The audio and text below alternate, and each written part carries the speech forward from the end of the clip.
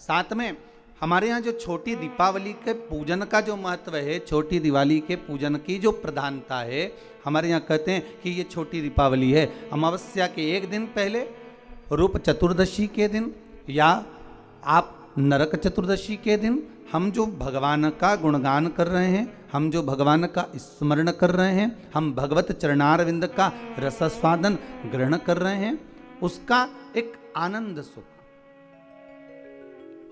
उसकी भक्ति का सुख एक अलग है। महाराज क्यों कहते हैं इस छोटी दीपावली को नरक चौदस, नरक चतुर्दशी? क्यों कहते हैं कि कार्तिक महीने में कृष्ण पक्ष की जो चतुर्दशी है वो नरक चतुर्दशी कहलाती है? उसका कारण क्या है? हम सब तो हमेशा सुनते रहे कि ये नरक चतुर्दशी है। घर के बच्चे भी हमसे पूछेंगे, माँ नरक चतुर्दशी का मतलब क्या है? तो एक भाषा में तो अभी आशीष जी ने कहा कि नरकासुर का संहार किया भगवान ने, इसलिए नरक चतुर्दशी का वर्णन आ गया।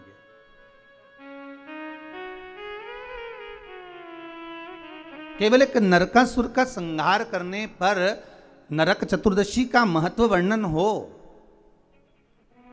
पर हमारे शास्त्र, हमारे वेद, हमारे पुराण हमें जो वर्णन करते हैं महाराज,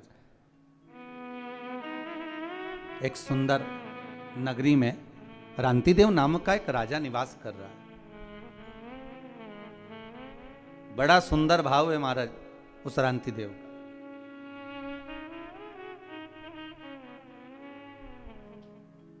धर्म का चर्चा करना, भजन करना, कीर्तन करना, स्मरण करना, नाम जाप करना, ये रांतिदेव के नियम था। धर्म से पीछे कभी नहीं हटा, क्योंकि मानव का यदि शरीर मिला है, मनुष्य की देह मिली है, तो मानव का शरीर अगर प्राप्त हुआ है तो हम क्यों ना धर्म से जुड़कर चलें, हम क्यों ना सत्कर्म करें, हम क्यों ना भगवत चर्चा करें, हम क्यों ना भगवत स्मरण करें, अगर मानव का शरीर मिला है तो। बड़ी मुश्किल से प्राप्त होता है महाराज।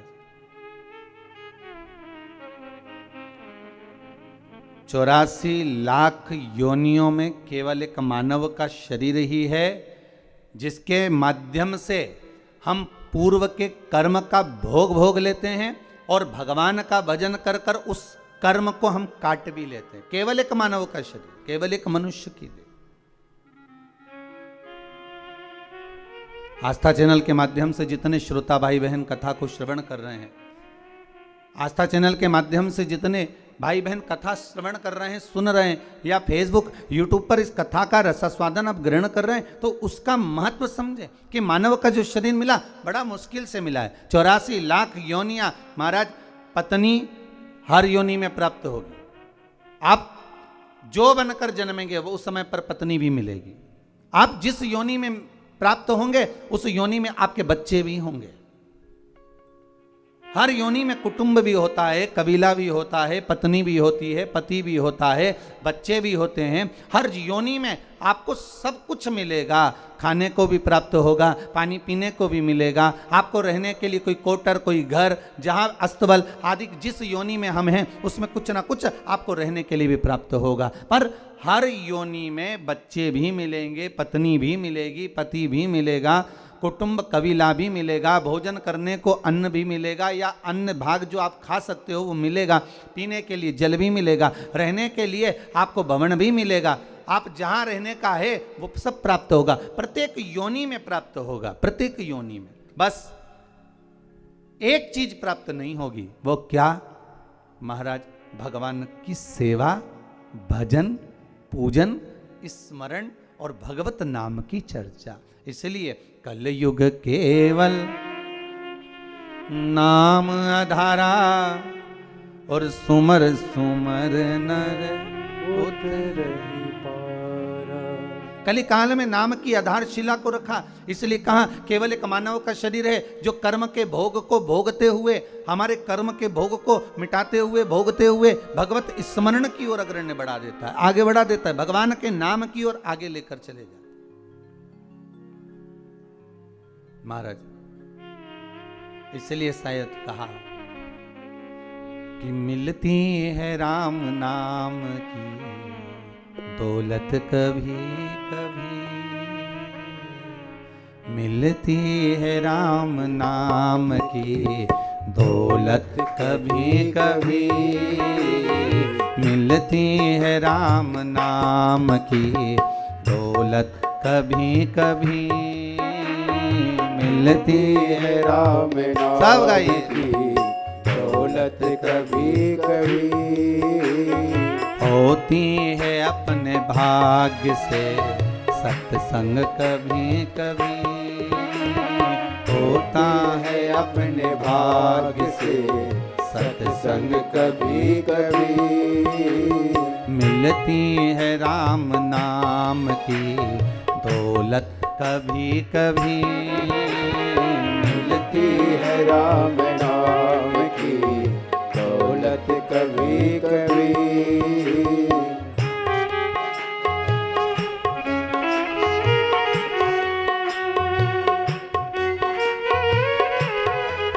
आओ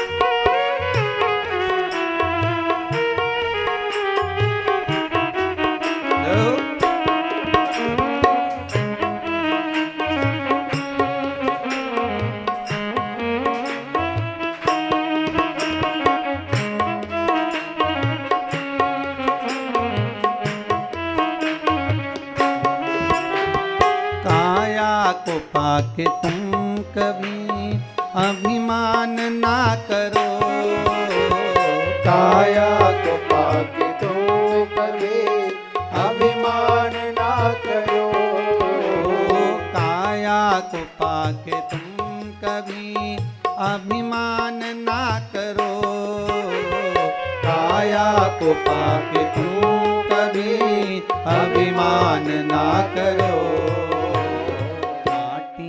मिल जाती है काया कभी कभी, माटी में मिल जाती है काया कभी कभी, मिलती है राम नाम की दौलत कभी कभी, मिलती है राम नाम की दौलत कभी कभी।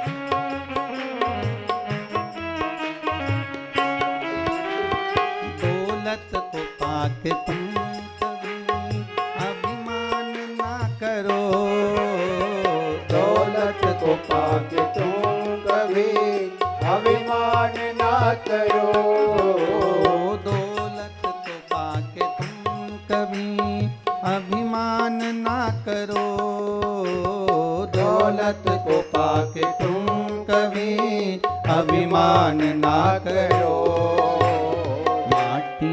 मिल जाती है दौलत कभी कभी, माटी में मिल जाती है दौलत कभी कभी, मिलती है राम नाम की दौलत कभी कभी, मिलती है राम नाम की दौलत कभी कभी, मिलती है राम नाम की दौलत कभी कभी, मिलती है राम नाम की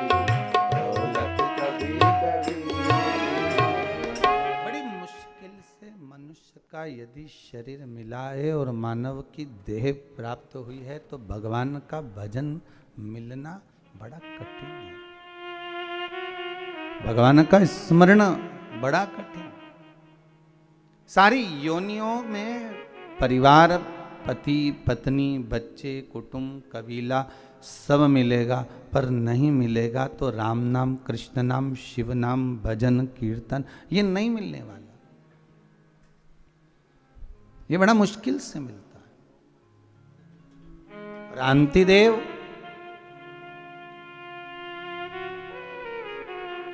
इतने धर्मात्मा राजा थे, हर पल हर घड़ी हर क्षण दान पुण्य संकीर्तन सब करा, पर जब अंतिम समय आया, नरक चतुर्दशी का महत्व समझ रहे हैं अपन। आज नरक चतुर्दशी का आज का जो महत्व है वो समझ रहे हैं।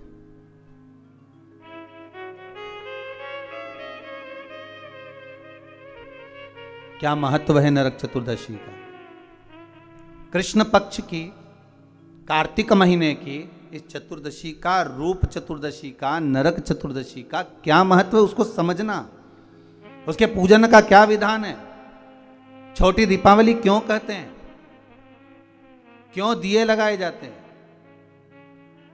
उसके महत्व को समझना। महाराज रांतिदेव का जब अंतिम समय आया और यम के दूत आए रांतिदेव को बंदी बनाने के लिए, तो रांतिदेव ने पूछा आप कौन हो, कहां से आए हो? भगवान का भजन करने वाला, स्मरण करने वाला, भगवत नाम की चर्चा करने वाला, कीर्तन करने वाला, दान पुण्य करने वाला, सत्कर्म करने वाला, भगवत नाम के भजन में डूबने वाला जब अंतिम समय में अपने प्राणों को छोड़ता है, तो महाराज शिव महापुराण की कथा कहती है, हमारे धर्म और शास्त्र कहते हैं, भजन करने वाला जब प्राणों को छोड़ता है तो यम के दूत सामने खड़े रहते हैं और उस जीव को ले जाने का जब समय होता है तब वो यम के दूत से चर्चा भी कर लेता है, बात भी कर लेता है। कई लोग कहते हैं महाराज जी क्या मरने वाला व्यक्ति यमदूतों से बात करता है? क्यों नहीं करता? रांतिदेव का चरित्र कर रहा है, आज नरक चतुर्दशी का चरित्र कर रहा है कि रांतिदेव यमदूत सामने खड़े हैं और उनसे बात कर रहा है। शिव महापुराण में राजा श्वेत का चरित्र आता है, यमदूत सामने खड़े हैं और राजा श्वेत उनसे बात कर रहा है। मार्कंडे भगवान का चरित्र आता है, यम के दूत सामने खड़े हुए हैं और वो उनसे बात कर रहे हैं। क्यों नहीं हो सकता महाराज? अरे मुख में हो राम नाम, राम सेवा हाथ में, और तू अकेला नाही प्यारे, राम तेरे साथ कि जिंदगी की बागडोर हाथ दीना नाथ के, वो महलों में राखे चाहे झोपड़ी का। सीताराम सीताराम सीताराम कहिए, जाहि विधि राखे राम ताहि विधि रहिए। क्यों नहीं हो सकता? अगर आप सत्संग में लगे हो, भजन में लगे हो, कीर्तन में लगे हो, मंत्र जाप में लगे हो, मंत्र स्मरण में लगे हो, भगवान की भक्ति में अगर डूबे हुए हो, तो यमदूतों की भी सामर्थ्यता नहीं, हिम्मत नहीं कि आपको उठाकर ऐसे ही ले जाए।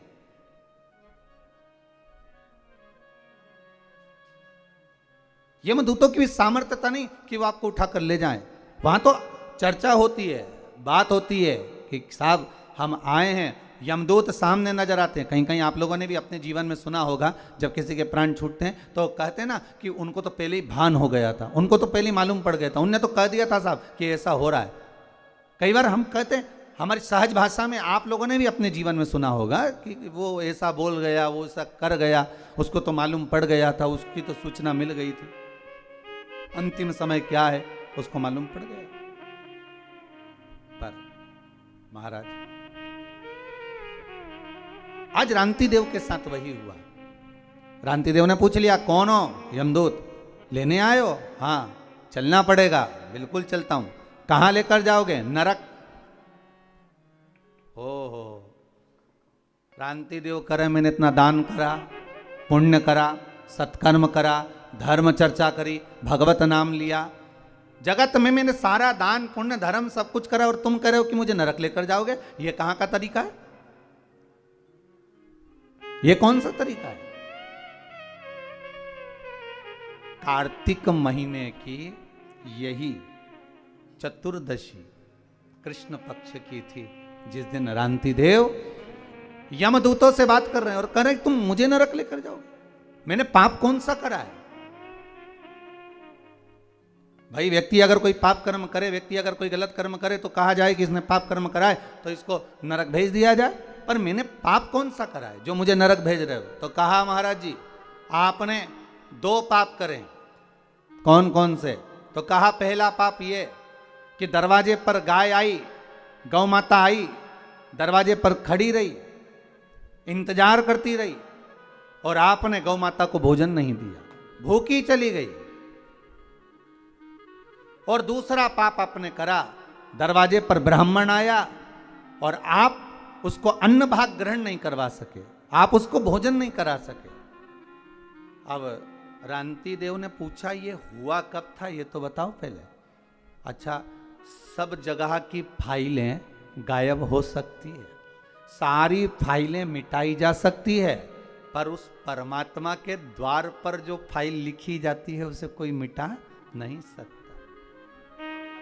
मत बुरे कर्म कर बंदे वरना पछताएगा, भगवान की आंखों से तू बच नहीं पाएगा, तू बच नहीं पाएगा। उसको पहचान नहीं सकते। सारी फाइलें मिटाई जा सकती हैं, हर फाइल को छुपाया जा सकता है, हमारा लिखा हुआ हम उसको मिटा सकते हैं, पर परमात्मा की फाइल में एक बार अगर नाम चढ़ गया, कौन सी तारीख, कौन तिथि, कौन पल, कौन घड़ी, कौन क्षण आपने क्या कर्म करा है, वो परमात्मा की खाते में लिखा हुआ है। मेरे भोले के दरबार में सब लोगों का खाता, और किसी को कोड़ी कम नहीं देता, किसी को दमड़ी ज्यादा। सारी फाइलें उसके पास, चाहे हमारी हो चाहे आपकी हो। रांति देव की अगर फाइल उनके पास में है तो कहा मैंने करा कब था, बता दिया। यमदूतों ने ये फाइल पढ़ लीजिए, चित्रगुप्त महाराज को बुलाया, बता दीजिए महाराज, बता दिया। एक दिन ब्राह्मण आया था, निवेदन करा, तो रांति देव कह रहे हैं ब्राह्मण को मैंने सिंहासन दिया, ब्राह्मण को मैंने बैठने का सिंहासन दिया है, ब्राह्मण के लिए मैंने हाथ जोड़कर निवेदन करा था, ब्राह्मण देवता आप कुछ खा लीजिए, ब्राह्मण देवता आप पानी पी लीजिए, ब्राह्मण देवता आप कुछ ग्रहण कर लीजिए, पर ब्राह्मण ने मना कर दिया था। आप देखिए, लिस्ट उठाकर देखो, ब्राह्मण ने मना कर दिया था। यमदूत कहते हैं भले ब्राह्मण मना कर दिया, पर कुछ नहीं तो मुख झूठा करा देता, पानी ही पिला देता, तेरे घर का बर्तन झूठा तो होना था, तेरे घर का बर्तन पात्र झूठा तो होना था। कितना सुंदर कहा है महाराज। कोई ब्राह्मण यदि आपके यहां आए और ब्राह्मण आकर आपके यहां अगर ऊपर से जल ग्रहण कर रहा है तो आप ब्राह्मण से कह सकते हो महाराज जी आप पात्र झूठा कर दीजिए।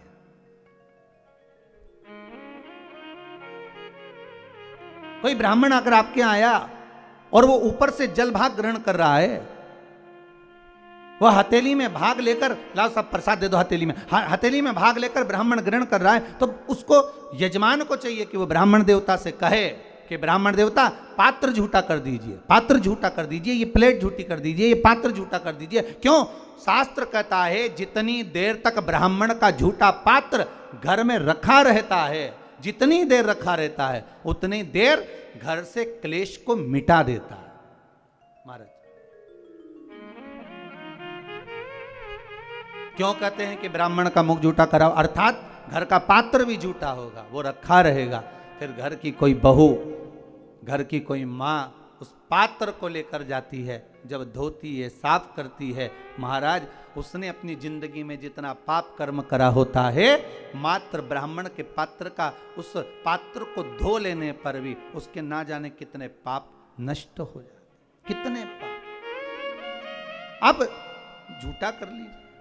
मैंने कहा ब्राह्मण देव को, रंती देव कर रहे हैं, मैं बार बार निवेदन कर रहा हूं, ब्राह्मण देवता पानी पी लीजिए, ब्राह्मण देवता भोजन ग्रहण कर लीजिए, ब्राह्मण देवता आप कुछ खा लीजिए, पर ब्राह्मण ने नहीं खाया। यमदूत कह रहे हैं आपको चाहिए था कि आप मुंह झूठा कराते, भले पानी का आचमन ही करा दे। अब देखिए आचमन करा,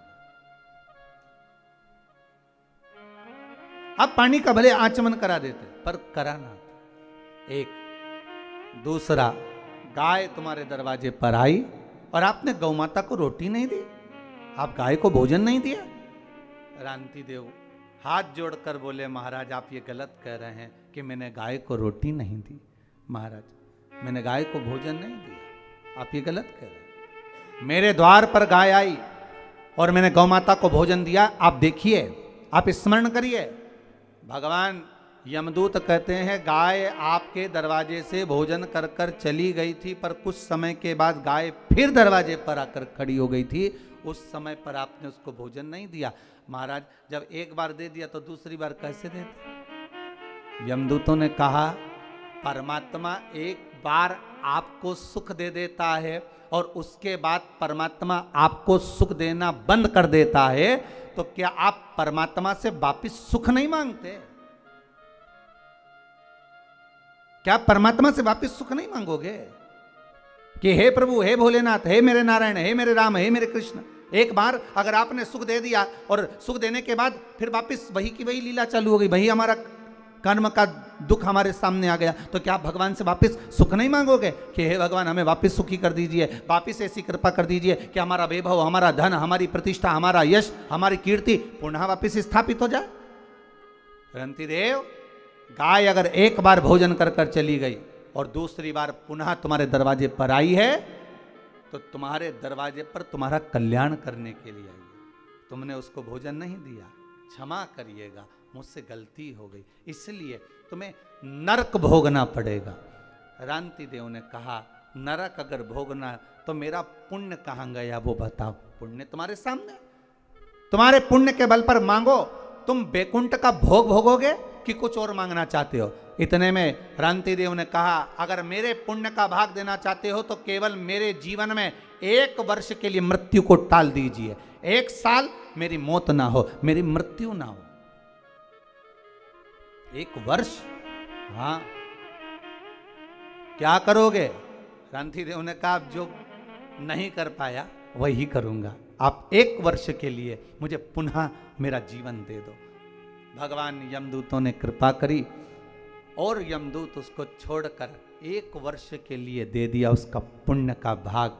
रांति देव नरक को जीत लिया, वो 1 वर्ष के पुण्य के बल पर। इतना ब्राह्मण भोज कराया, इतना गौ माता का भाग प्रदान करा, इसलिए इस कथा को वर्णन करते हुए कहते हैं कि इसको कहते हैं नरक चतुर्दशी। क्यों? रांति देव को नरक से छुड़ा लिया था इस। कई बच्चे पूछते हैं कि नरक चतुर्दशी का मतलब क्या, नरक चतुर्दशी का मतलब क्या? बताना पड़ेगा कि रांति देव को नरक से छुड़ाया था आज के दिन। फिर रांति देव ने क्या करा? कहा महाराज इसी नरक चतुर्दशी के दिन ब्राह्मण का भोजन कराया, गौ माता को द्वार पर बुलाया, दरवाजे पर जब गाय नहीं आई तो जहां गाय बंधी थी वहां जाकर गौ माता को गासा भोजन का जिमाकर उसका आचमन कराया। उसका फल क्या हुआ कि रांति देव को फिर नरक नहीं भोगना पड़ा। फिर रांति देव जब प्राण त्यागे तो भगवान के धाम में पहुंच गए, सीधे भगवान के द्वार पर।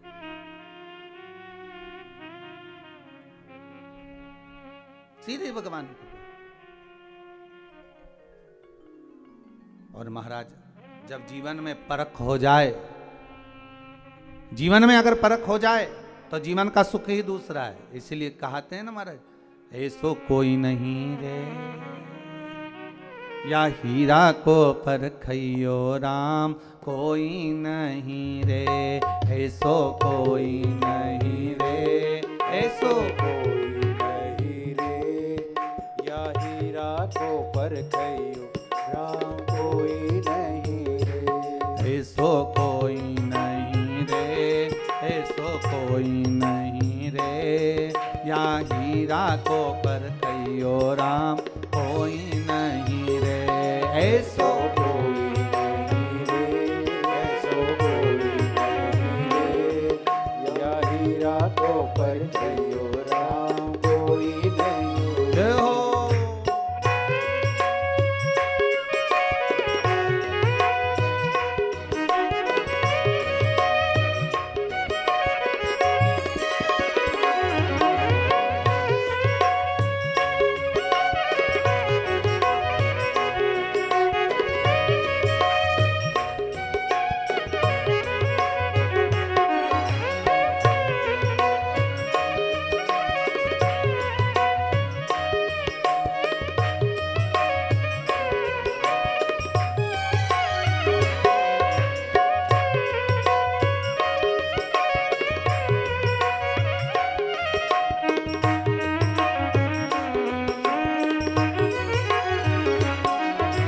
राम नाम को हाट भरायो घर जाने की बाट। राम नाम को हाथ धरायो घर जाने की बात। ओ कृष्ण नाम को हाट भरायो घर जाने की बात। कृष्ण नाम को हाथ धरायो घर जाने की बात। ओ धीरे धीरे चलो रे भैया, धीरे धीरे चलो रे भैया, होले होले चलो रे भैया। होले होले चलो रे भैया। ओ गुरु देखे बाट ऐसो कोई नहीं। जय हो।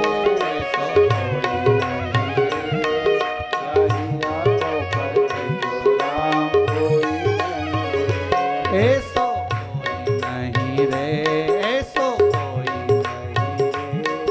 या हीरा को परखइयो राम कोई नहीं रे। ओ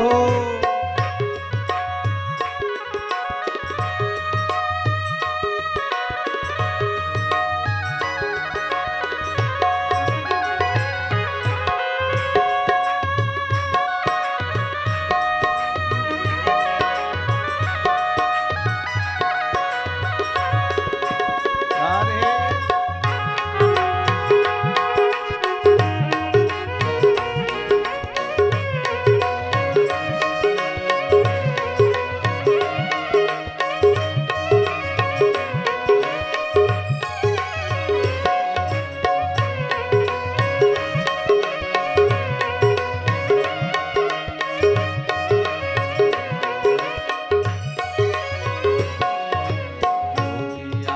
भोगी आया साधु आया रे। भोगी आया, भोगी आया, भोगी आया रे। अरे गुरु आया गांव में तो, गुरु आया गाँव में तो, गुरु आया गांव में तो, गुरु आया गाँव में ओ तो। कोई नहीं रे ऐसो कोई नहीं रे, ऐसो कोई नहीं रे।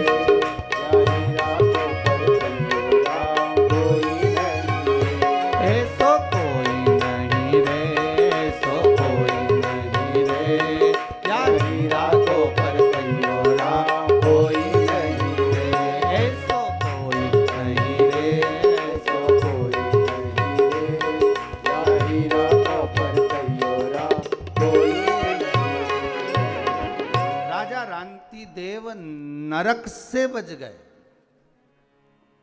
इसलिए कार्तिक महीने की कृष्ण पक्ष की सुंदर चतुर्दशी तिथि को नरक चतुर्दशी कहते हैं महाराज।